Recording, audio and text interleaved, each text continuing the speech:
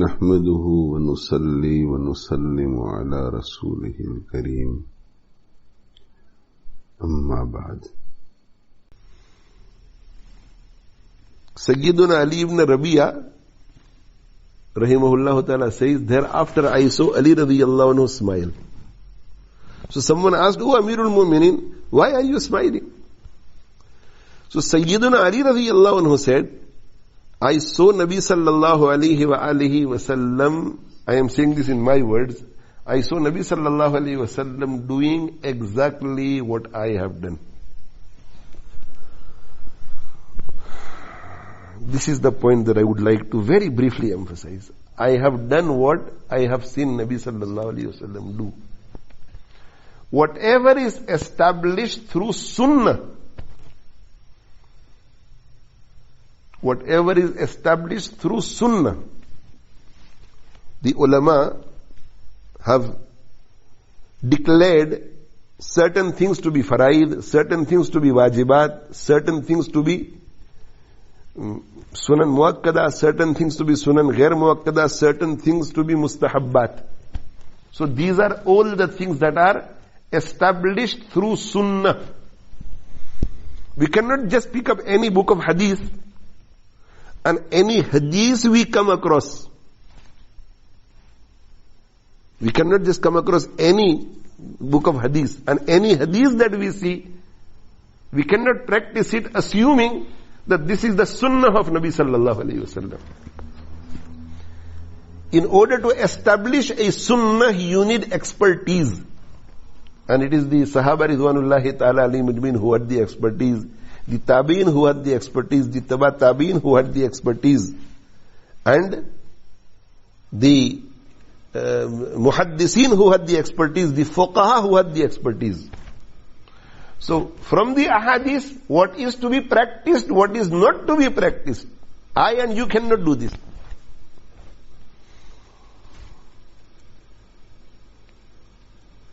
So we have not been ordered to read a hadith and bring hadith in our lives. No, you will never have heard this. That bring hadith in your lives, bring hadith in your lives, bring ahadith in your lives. No. You will always hear bring sunnah in your life, bring sunan in your life. Sunan. Fardh is sunnah, Waajib is sunnah, Sunnah Mu-akkada is sunnah, Sunnah Gair Mu-akkada is sunnah, Mustahab is sunnah. That action of our Nabi Sallallahu, alayhi, wasallam, which is declared by the experts that this is something that should be followed by the ummah. Either its status is Fardh, either its status is Waajib, either its status is Sunnah Mu-akkada or Sunnah Gair Mu-akkada or Mustahab.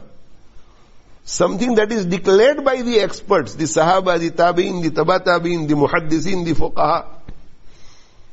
That is Sunnah. So Ali radiyallahu ta'ala anhu said that what you saw me do is the Sunnah of my beloved Nabi Sallallahu, alayhi, wasallam. I saw Nabi Sallallahu, alayhi, wasallam do this. And because Ali radiyallahu anhu was expert, he knew that what he saw was Sunnah. It was for the Ummah to practice also. So he said, Ali radiyallahu anhu said that I saw Nabi Sallallahu, alayhi, wasallam reading the same dua once when taking his seat on the animal, and thereafter he also smiled. So Ali radiyallahu ta'ala said that I asked him that why are you smiling, O Nabi Sallallahu, alayhi, wasallam? So Nabi Sallallahu, alayhi, wasallam said, whenever a servant says, "Oh Allah, forgive me," knowing and believing that only Allah can forgive sins. Because that is what the dua says, "Faghfirli," forgive my sins, "Innahu la yaghfiru dhunuba illa ant," only you can forgive my sins. So whenever a person says, "Forgive my sins," knowing that only Allah can forgive sins, Allah becomes very pleased. And upon this thought that I have recited this dua and Allah must be pleased with me, I have smiled. It is this thought, that this feeling of Allah being pleased, or this yaqeen, this knowledge that Allah is pleased with me, that I have smiled. So this is one dua. And majority of us recite this dua. We should say Bismillah. Thereafter, Subhanalladhi sakhkhara lana hadha wa ma kunna lahu muqrinin wa inna ila rabbina lamunqalibun. Thereafter, Allahu Akbar, Allahu Akbar, Allahu Akbar. Alhamdulillah, Alhamdulillah, Alhamdulillah. And then Subhanaka inni zalamtu nafsi faghfirli innahu la yaghfiru dhunuba illa ant. And with this in mind, that because I have recited this dua, Allah must be pleased with me, we should smile also. These are all sunnats of our beloved Nabi Sallallahu, alayhi, wasallam.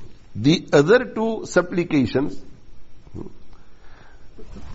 there are for many things more than one supplications. Sometimes two supplications, sometimes three supplications, sometimes four supplications.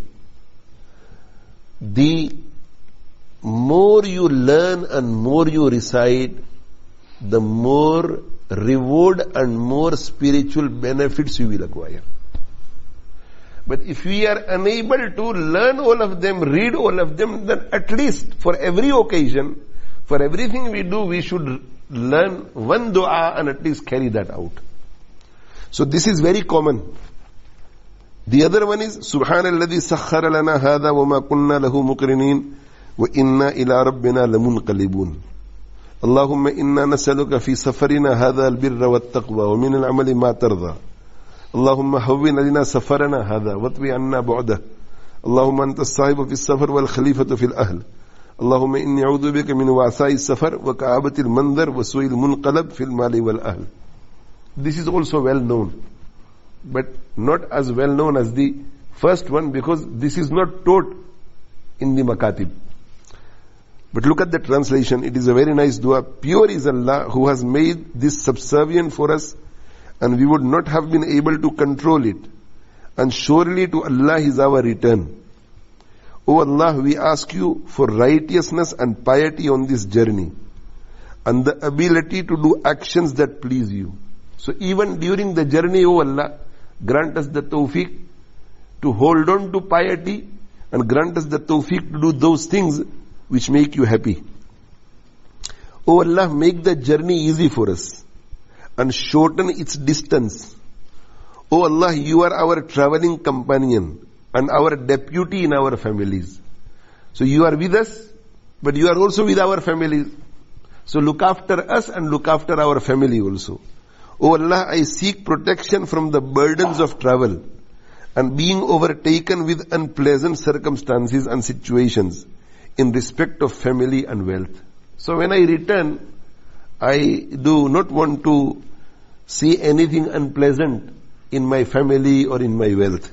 Someone from the family has gone astray, someone has become sick or ill, someone has passed away. Similarly, in my wealth, that the business is gone, it has faced bankruptcy, or it's going down. And the third dua, Allahumma anta sahibu fi safar wal khalifatu fil ahl.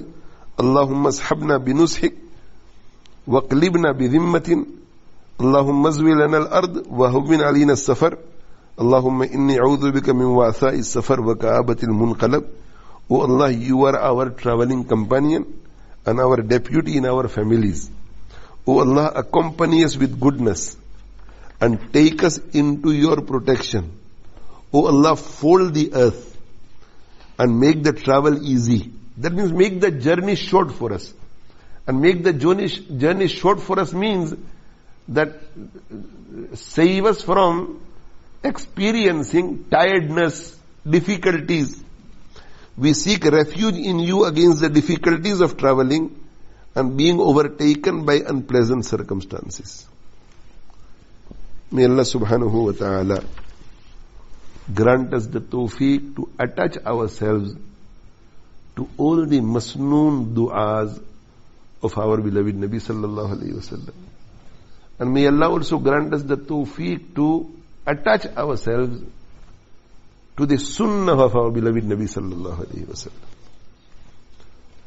And may Allah subhanahu wa ta'ala, through following the sunnah, grant us a special attachment with our beloved Nabi Sallallahu, alayhi wasallam. And through these masnoon prayers, may Allah grant us special attachment with Allah subhanahu wa ta'ala himself.